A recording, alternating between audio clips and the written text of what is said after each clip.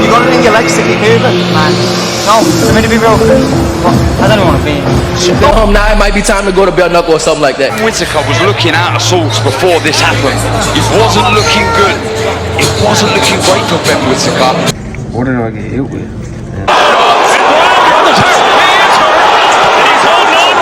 Hey, what's up? This is Antonio. Welcome back to my channel. Now, who's ready for some fighting words? In this video, I want to ask a question. Who's had the worst year in boxing? Who can't wait for a new year and new beginnings and new opportunities and just to put the past behind them? Well, I've compiled a list of individuals who I don't think you're going to be surprised when you hear their names. And without further ado, we're just going to jump right into this. Amanda Serrano, for the second time losing to Katie Taylor. The second fight being very controversial due to the fact that she actually landed more punches in the fight than Katie Taylor. In the end, Amanda is left begging for 12 3-minute rounds. And if you're asking me, it just looks a little pitiful. Next, we have Ben Whittaker, starting off the year with his breakout Roy Jones-like performance that set Instagram on fire. You couldn't go anywhere without seeing him dancing all over the place. That got him tons of new followers and just, honestly, he was looking like the next Roy Jones. And then came Liam Cameron, who didn't get the email that he was supposed to lose, who didn't get the email that he was supposed to be made a fool of, and a mockery, and a meme. And that's what exactly Ben Whittaker said. He said, I'm going to make a meme out of you. Well, the fight didn't go that way. As a matter of fact, it didn't go his way at all. To the point in which Ben and Liam ended up getting in some strange entanglement and falling over the ropes, and the fight having to be stopped due to this. While Ben is being taken off in a wheelchair, looking all sad and pitiful, we have Liam Cameron stuck in the middle of the ring, looking like the people's champ, winning the moral victory because he was actually getting the better of the fight, and he exposed Ben Whittaker. Maybe you're not the next coming of Roy Jones. Maybe you're not as good as we thought you were. Maybe you look great towards B fighters. But when somebody who comes in with an A-grade heart and an A-grade mentality, maybe you're exposable. Maybe you're not as good as we thought you were. And maybe you're just good marketing. Maybe you're just good at PR. Who knows? However, we are still waiting for that rematch from Ben Whittaker. Next, we have Deontay Wilder, the Bronze Bomber, losing to Parker, losing to Zhang. Bad fights. Bad fights. He got beat badly in both of these fights. If that's not bad enough, his wife puts a restraining order on him and is claiming some pretty horrible and awful and horrific things towards the Bronze Bomber. At the end of the year, Wilder is being advised, maybe you should quit. Maybe you should quit. Maybe you should step away. But, with a divorce looming and everything like that, and, maybe the Bronze Bomber might have to stay around for a while just to, get his finances straight. Let's see. Who do we have next? We have Floyd Money Mayweather with his mini scandals. So the first one being, coming from Gervonta Tank Davis when he dropped a bomb and said, oh, well, you got all kinds of debts and you're stuck in Dubai and you can't leave. And these people are basically kidnapped you and trapped you in the country. Basically, you're being detained. Let's say it like that. Then, if that wasn't bad enough, once things get cleared out right there, and that's now old news, Floyd is attacked in the UK for his support of Israel. So his checkbook got him in trouble. And a mob of guys approached him and, tried to harass him. And, they didn't try, they harassed him. And, his security thought it was a good time to leave.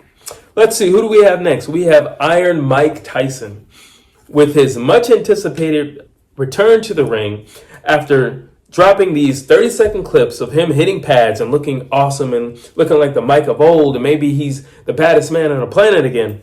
Mike and Jake collectively had everybody fooled, especially America, but had everybody fooled. And I think it was a joint collaboration between the two of them, in which case they both got paid. They both went to the bank. While everybody's looking to Mike Tyson to be, just a hope and he'll save us from the reign and the tyranny of Jake Paul and these stupid little fights that he keeps putting on.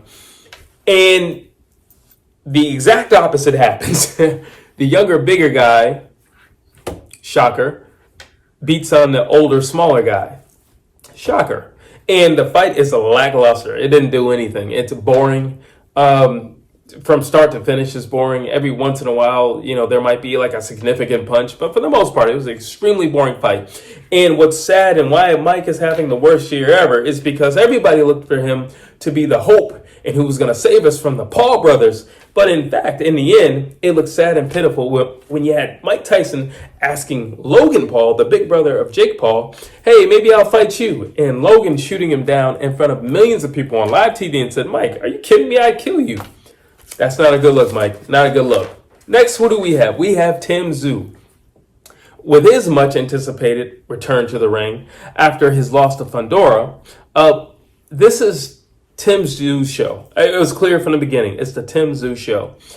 We had a little hiccup with this Fundora fight. However, I always say 10 more punches, he would have won the fight. So this is Tszyu show. It's his re-coming out party.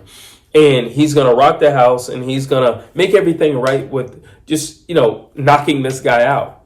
Well, it didn't seem that this guy understood the instructions. And it also didn't seem like Tszyu was taking him that serious. As a result, Tszyu gets obliterated. At no stage in the fight did he have a handle on the fight. It looked like a child play wrestling with his dad. It looked that bad. It was that one-sided. And in the end, it's sad to see this good fighter and this son of a legend say what just happened. Next, who do we have? We have Claressa Shields. Claressa Shields, the GOAT herself.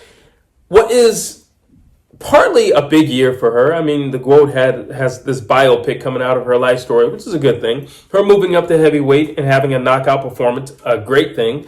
And however, Claressa always seems to find herself in some sort of beef or drama.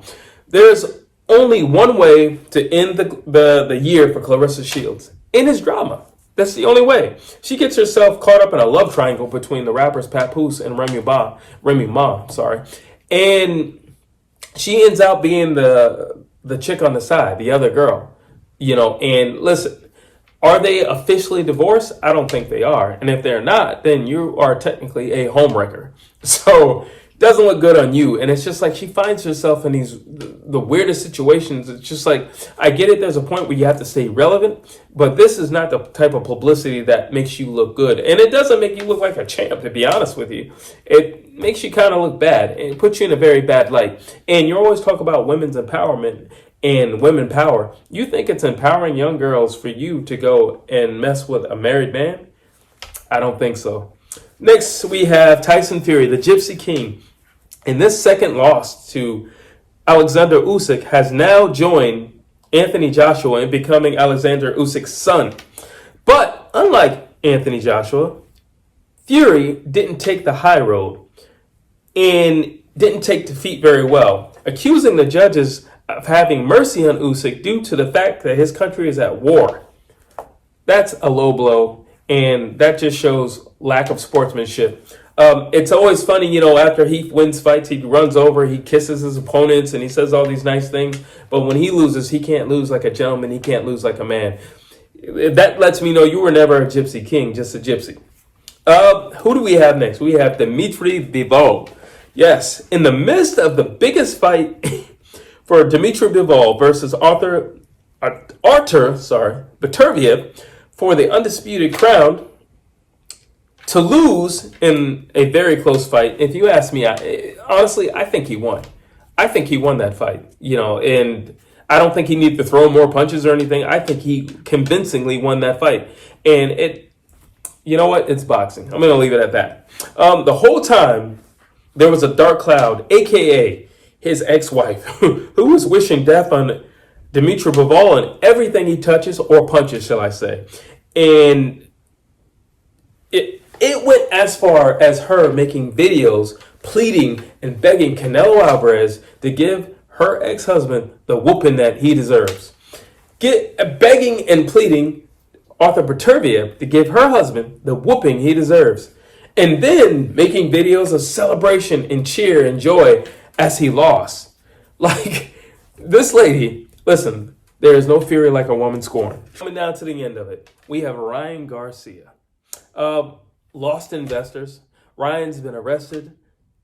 Ryan's had beef with several people, beef with his wife, constant beef with his promoter, Oscar De La Hoya, being caught using steroids. Basically, every time he opens his mouth, he gets in deeper trouble or more trouble, gets caught in a lie or an entanglement every time he tries to defend himself. Ryan never comes clean, even though there's evidence to prove he's guilty. Snitching on Floyd Mayweather about the whole, Devin, Haney, and Tank sparring, or Tank clip Devin. I mean, it's just like, and he just flat out tells on Floyd. Then he tells on Floyd and says, well, Floyd said, oh, just don't make weight. It's like, Ryan will tell on you. Anything to get the weight off of him, he'll tell on you. Listen, Ryan has showed his hand and his true character, ending out his year, as being shown as a bad father, a bad husband, and a very untrustworthy guy, and somebody who doesn't show great sportsmanship. Next up, we have Devin Haney. Let's see. Got his first loss to Ryan Garcia. Has been missing in action ever since that loss. He's just recently started coming out to public events. In which case, the first public event that he came to, he got booed by the crowd as he walked through. Devin was never a fan favorite to begin with, but now he's almost a meme. Devin might be the first fighter in history to take another fighter to court for battery. That is not that is not what you want to be known for. And you could very well go down as that guy. Like, yo, that's the guy who got mad that he got beat up. Now, yes, granted, the man had steroids in his system. But you know how you get him back even worse than what he did to you? You fight him fairly and you actually beat him up in front of millions of people. That would hurt him. That would embarrass him. And then you can get your revenge. And you can get a big payday in the meantime. There you go. But if that's not bad enough, his wife is literally begging and pleading and crying and confessing her love to Young Thug, a rapper who's been locked up for, I think, a year now, a year or two possibly. And she's sitting there confessing in puppy dog tears, talking about she loves him and all this stuff. And then he's posting saying, I can get her anytime I want. Devin Haney, this is your wife. I think you need to make better decisions. And clearly with the people that you have around you, especially the people that you wed. Not a good choice. But overall, that is my 2024 year who's having the worst year ever.